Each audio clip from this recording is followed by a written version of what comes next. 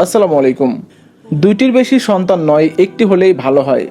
বাংলাদেশে বসবাস করেন অথচ এই কথাটি শোনেননি এমন লোকের সংখ্যা আমার মনে হয় খুবই কম।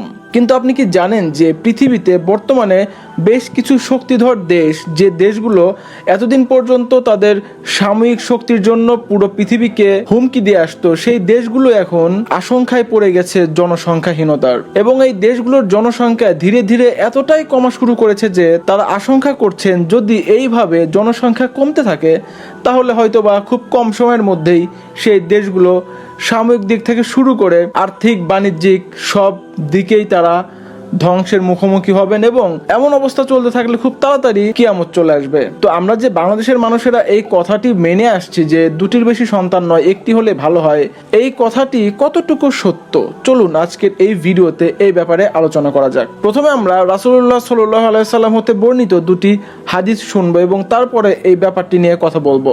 মাকিল ইবনু ইয়াসার রাদিয়াল্লাহু তাআলা আনহু হতে বর্ণিত, তিনি বলেন, রাসূলুল্লাহ সাল্লাল্লাহু আলাইহি সাল্লাম বলেছেন, তোমরা বিবাহ করো স্বামী ভক্তি ও অধিক সন্তান প্রসবকারিণীকে, কেননা কিয়ামত দিবসে তোমাদের সংখ্যাধিক্যের গর্ব অন্যান্য উম্মতের উপর বিজয় প্রকাশ করতে চাই। এক্ষেত্রে স্ত্রীর স্বাস্থ্যগত ক্ষতির কারণ না থাকলে স্বামী তার স্ত্রীকে সন্তান নিতে বাধ্য করতে পারবেন। আমাদের প্রিয় নবীজি হযরত মুহাম্মদ সাল্লাল্লাহু আলাইহি সাল্লাম বলেছেন যে, তোমরা আমার উম্মত বাড়াও। আল্লাহ তাআলা আমাদের ইবাদত করার জন্য সৃষ্টি করেছেন, তাই আল্লাহ তাআলার বান্দা যত বাড়বে ইবাদতকারীও তত বাড়বে।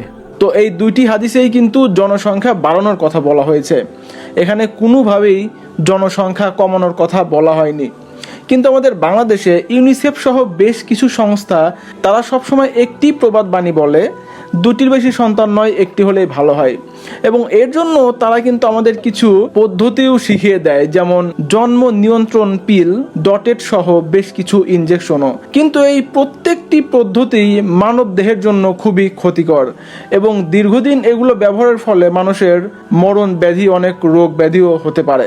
তো আমরা এই পর্যায়ে এইটা নিয়ে আলোচনা করি যে জনসংখ্যা যদি কমে যায় তাহলে একটি দেশের কি কি ক্ষতি হতে পারে। আপনারা হয়তোবা জানেন যে বর্তমানে রাশিয়াতে সব থেকে বেশি জনসংখ্যা কমে যাচ্ছে।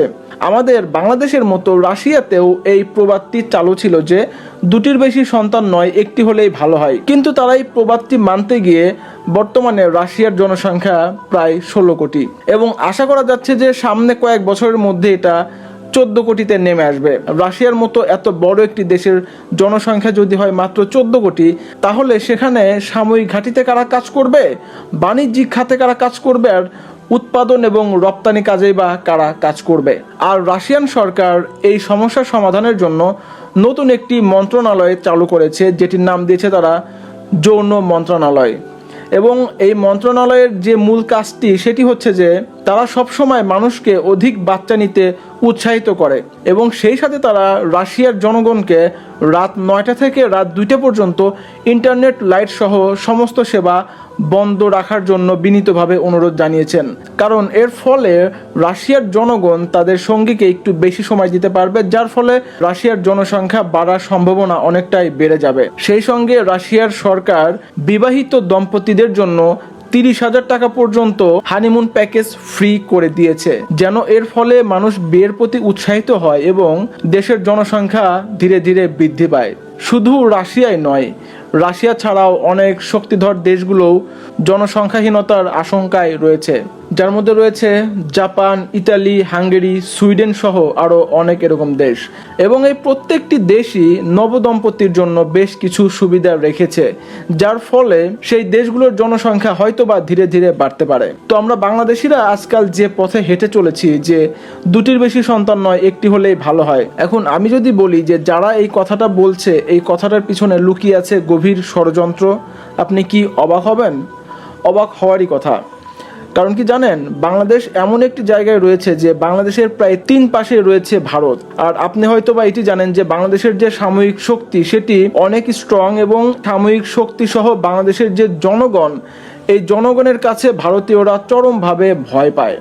এই কথাটা হয়তো অনেকে বিশ্বাস করবেন না, কিন্তু এটি চিরন্তন সত্য কথা। আর ভারত সহ অনেকগুলো দেশ চাচ্ছে যে বাংলাদেশের জনসংখ্যা কমে যায় এবং সহজেই যেন তারা বাংলাদেশকে দখল করতে পারে। কারণ যখন দেশের জনসংখ্যা কমে যাবে তখন দেশের সামরিক শক্তিও কমে যাবে, আর যখন দেশের জনসংখ্যা কমে যাবে তখন দেশটিও কিছুটা শক্তিহীনতায় ভুগবে, এবং যার ফলে শক্তিধর কিছু দেশ চাইলেই কিন্তু সেই দেশগুলোকে দখল করতে পারে। এবং বাংলাদেশের জন্মহার কমিয়ে দেওয়ার জন্য বাংলাদেশে খুব সুকৌশলে সিজার ঢুকে দেওয়া হয়েছে। এখন দেখবেন শতকরা 95% মেয়েদেরই সিজার করাতে হয়। আর সিজার করালে কিন্তু অধিক বাচ্চা নেওয়া সম্ভব হয় না, হয়তোবা 1 থেকে 2টি বাচ্চা নেওয়াই সম্ভব হয়, কারণ এর বেশি বাচ্চা নিলে মা চরমভাবে আহত হতে পারে অথবা তার জীবন নাশেরও সম্ভাবনা থাকে। তো এখন সর্বশেষ একটাই কথা, রাসূলুল্লাহ সাল্লাল্লাহু আলাইহি সাল্লাম চলে গেছেন প্রায় 1450 বছর আগে। তো রাসূলুল্লাহ সাল্লাল্লাহু আলাইহি সাল্লাম সেই সময়ই বলে গেছেন যে জনসংখ্যা বাড়াতে। তো রাসূলুল্লাহ সাল্লাল্লাহু আলাইহি সাল্লাম কেন জনসংখ্যা বাড়াতে বলে গিয়েছিলেন এখন কিন্তু আমরা হাড়ে হাড়ে টের পাচ্ছি। আর বাংলাদেশে কেন জনসংখ্যা কমানোর কথা বলা হচ্ছে সেটিও কিন্তু আমরা মোটামুটি বুঝতেই পারছি। তো রাসূলুল্লাহ সাল্লাল্লাহু আলাইহি সাল্লাম যে কথাগুলো বলে গিয়েছেন সেই কথাগুলো অবশ্যই সত্য প্রমাণিত হবে আজ অথবা কাল। তো আপনি কোনটা মানবেন, দেশের আইন নাকি রাসূলুল্লাহ সাল্লাল্লাহু আলাইহি সাল্লামের কথা? সিদ্ধান্ত আপনার। তো যাই হোক সম্মানিত দর্শক শ্রোতা, আমার মনে হয় আজকের এই ভিডিওতে আমি এই কনসেপ্টটি ক্লিয়ার করতে পেরেছি। তো এতক্ষণ আমাদের সাথে থাকার জন্য সবাইকে অসংখ্য ধন্যবাদ। দেখা হবে পরবর্তী ভিডিওতে, সেই পর্যন্ত ভালো থাকবেন, সুস্থ থাকবেন, আমাদের সাথেই থাকবেন। খোদা হাফেজ।